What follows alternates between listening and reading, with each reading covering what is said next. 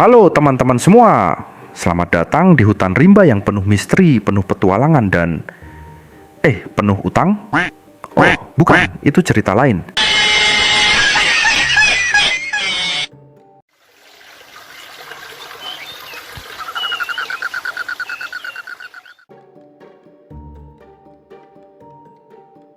Disinilah hiduplah seorang legenda. Bukan Spider-Man, apalagi Batman. Mereka nggak doyan daun singkong. Dia adalah sosok yang ditakuti para buaya, dihormati para gajah, dan dicari-cari oleh bapak-bapak petani yang sedang emosi. Siapa lagi kalau bukan si Kancil? Kancil itu ibaratnya anak Takselnya hutan. Selalu punya 1000 cara untuk lolos dari masalah, bahkan saat ia sendiri yang menciptakan masalahnya. Hari ini, ia mungkin sedang berdebat dengan landak soal siapa yang paling jago main petak umpet.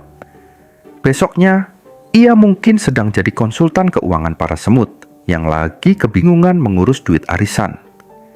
Singkatnya, si Kancil ini adalah definisi dari kecil-kecil cabai rawit.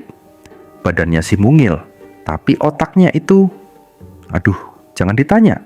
Isinya cuma akal bulus, trik licik, dan jurus-jurus ngeles level dewa. Jadi, siapkan diri kalian, karena di petualangan kali ini kita akan saksikan lagi aksi si Kancil yang akan membuat kita geleng-geleng kepala. Kira-kira kali ini dia akan mengerjai siapa lagi ya? Buaya? Harimau? Atau jangan-jangan dia lagi berusaha ngibulin penjual sate keliling yang nyasar ke hutan? Abang bisa bercanda ya? Emang tukang bercanda. Abang gak takut ada setan? Penasaran kan? Yuk, langsung aja kita ikuti petualangannya. Pernahkah kalian mendengar kisah tentang seekor hewan kecil yang cerdik, lincah, dan penuh akal? Ya, dia adalah Kancil, si juru selamat di hutan, yang namanya melegenda di seluruh Nusantara. Bukan hanya sekadar dongeng, Kancil adalah bagian dari kekayaan budaya dan alam kita. Jadi, siapa sebenarnya Kancil ini? Dan kenapa dia begitu istimewa? Mari kita selami lebih dalam dunia hewan kecil yang penuh pesona ini. Kancil, atau yang secara ilmiah dikenal sebagai Tragulus, adalah salah satu hewan mamalia terkecil di dunia. Ukurannya hanya sekitar 45 sampai 55 cm, dengan berat rata-rata 2 kg. Kancil memiliki tubuh ramping, kaki kecil yang lincah, dan mata besar yang ekspresif. Walaupun kecil, Kancil adalah pelari yang sangat gesit. Mereka hidup di hutan-hutan tropis dan semi-tropis di Asia Tenggara, termasuk di Indonesia.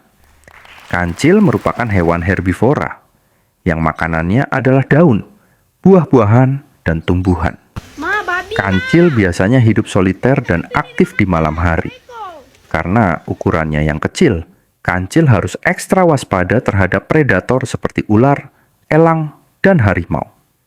Kecerdikan dan kelincahannya menjadi senjata utama untuk bertahan hidup. Namun, keistimewaan Kancil tidak hanya terletak pada fisiknya.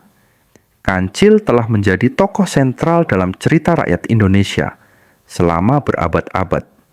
Dalam dongeng, Kancil sering digambarkan sebagai pahlawan yang cerdik, pintar, dan berani melawan penindas.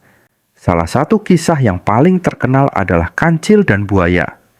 Di cerita ini, Kancil berhasil mengakali kawanan buaya ganas untuk menyeberangi sungai. Dengan kecerdasannya, Kancil membuat buaya-buaya itu berbaris, berpura-pura sedang menghitung mereka. Kisah ini mengajarkan kita bahwa kecerdasan seringkali lebih kuat daripada kekuasaan. Kancil bukan hanya simbol dalam cerita, tapi juga bagian penting dari ekosistem hutan. Sebagai hewan herbivora, Kancil membantu menyebarkan biji-biji buah yang penting untuk regenerasi hutan. Keberadaannya menunjukkan kesehatan sebuah hutan. Sayangnya, populasi Kancil saat ini terancam oleh berbagai faktor, seperti hilangnya habitat akibat deforestasi dan perburuan liar. Oleh karena itu, penting bagi kita untuk menjaga kelestarian kancil dan habitatnya.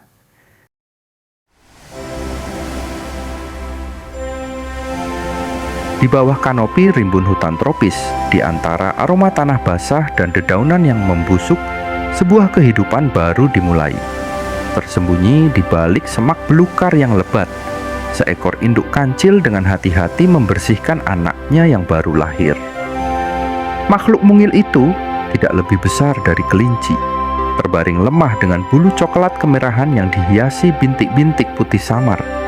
Sebuah kamuflase sempurna di lantai hutan yang berbintik cahaya matahari. Fase 1, kelahiran dan awal yang rentan anak kancil itu lahir setelah masa kehamilan induknya selama kurang lebih 5 bulan. Ia terlahir dalam kondisi yang sudah cukup berkembang. Hanya dalam waktu 30 menit setelah kelahirannya, dengan kaki-kaki kurus yang masih gemetar, ia mencoba untuk berdiri. Didorong oleh naluri dan jilatan lembut sang induk, ia akhirnya berhasil tegak. Inilah pelajaran pertamanya. Untuk bertahan hidup, ia harus cepat berdiri di atas kakinya sendiri. Beberapa minggu pertama adalah masa yang paling krusial. Ia menghabiskan sebagian besar waktunya bersembunyi di tempat yang aman sementara induknya pergi mencari makan. Sang induk akan kembali secara berkala untuk menyusuinya. Susu induknya kaya akan nutrisi yang membuatnya tumbuh kuat dengan cepat. Matanya yang besar dan hitam mengamati dunia dengan waspada, dan telinganya yang selalu bergerak menangkap setiap suara asing. Fase 2, masa pertumbuhan dan pembelajaran. Memasuki bulan kedua, anak kancil mulai mengikuti induknya menjelajahi wilayah mereka yang terbatas. Inilah sekolah alamnya. Sang induk mengajarinya segalanya. Daun muda mana yang paling lezat, jamur mana yang aman untuk dimakan, di mana menemukan sumber air yang jernih, dan yang terpenting, bagaimana cara mengenali bahaya. Ia belajar membedakan gemerisik daun yang disebabkan oleh angin dan langkah hati-hati ular sanca. Ia belajar membeku tanpa bergerak ketika bayangan elang melintas di atas kepala. Ia juga belajar tentang aroma khas musang atau kucing hutan yang menandakan ancaman mematikan. Kecerdasan legendaris spesiesnya bukanlah sihir, melainkan hasil dari pembelajaran yang tajam dan naluri, bertahan hidup yang terasah selama ribuan generasi. Pada usia sekitar 3 bulan, ia mulai berhenti menyusu dan sepenuhnya bergantung pada tumbuhan, buah-buahan yang jatuh, dan pucuk-pucuk daun sebagai sumber makanannya. Bintik-bintik putih di tubuhnya pun mulai memudar seiring ia mendekati usia dewasa. Fase 3,